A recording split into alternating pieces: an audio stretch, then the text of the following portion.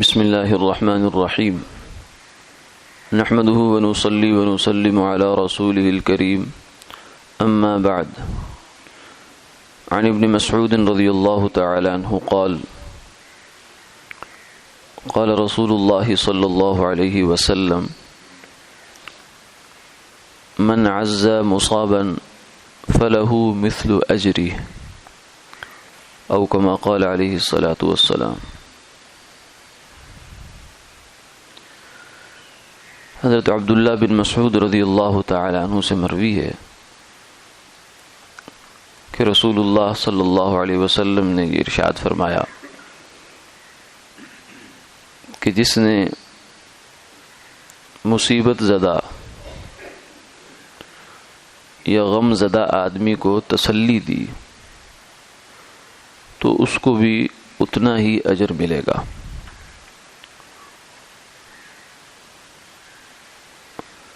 انسان اس دنیا میں حالات سے گزرتا ہے، جیسے سفر میں مسافر کبھی اچھے راستے سے گزرتا ہے، کبھی ٹوٹا ہوا راستہ آتا ہے، کہیں دھوپ آ جاتی ہے، کہیں سایہ آ جاتا ہے۔ تو یہ زندگی بھی ایک سفر ہے جس میں کبھی اچھی حالت بھی آتی ہے اور کبھی ذرا پریشان کن حالات بھی انسان پر آ جاتے ہیں،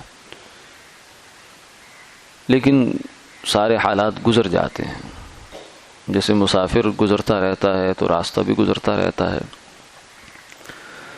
لیکن چونکہ انسان کمزور ہے تو اس پر بعض دفعہ جو غم یا پریشانی کی حالت آتی ہے وہ اس کو ضرورت سے زیادہ پریشان کر دیتی ہے، متاثر کر دیتی ہے، حتیٰ کہ اس کی اپنی جو معمول کی زندگی ہوتی ہے اس پر بھی اثر انداز ہو جاتی ہے۔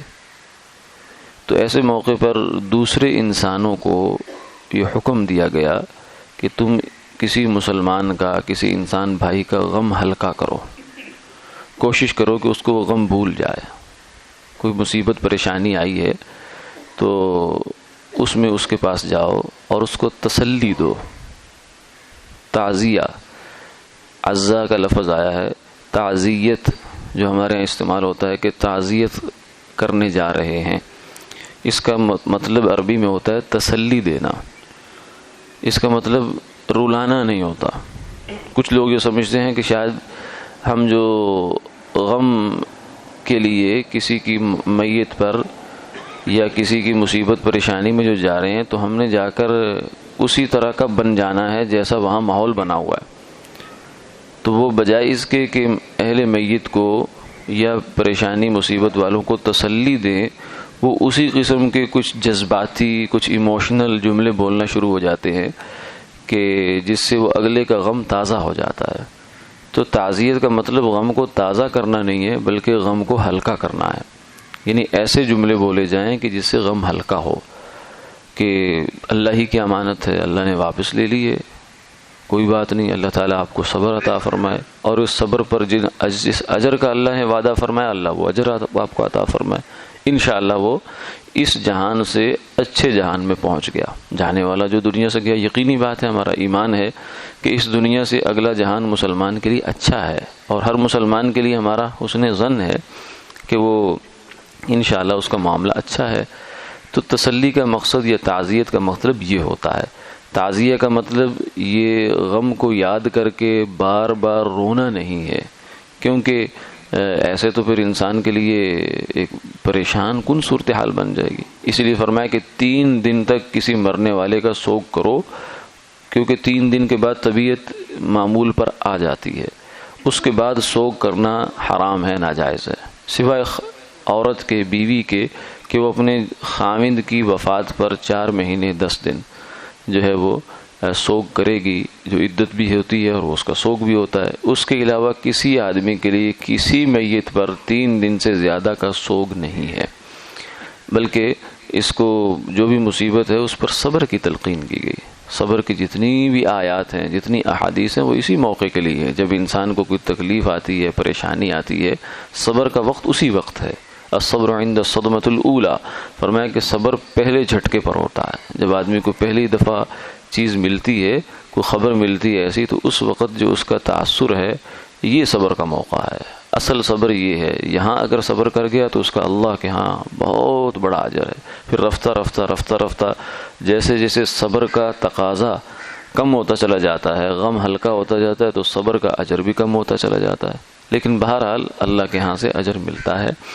اس لیے فرمایا کہ جو بندہ کسی مصیبت زدہ کو، پریشان آدمی کو تسلی دے دے، چاہے وہ کوئی میت ضروری نہیں ہے اس کے لیے، کوئی چیز گم ہو گئی اس پر تسلی دے دے، چوری ہوگی خدا نخواستہ اس پر تسلی دے دے، یا کہیں کسی جو ہے وہ انٹرویو میں ناکامی ہو گئی اس پر تسلی دے دے، کوئی بات نہیں. تو مسلمان کو تسلی دینا بڑا اجر کا باعث ہے.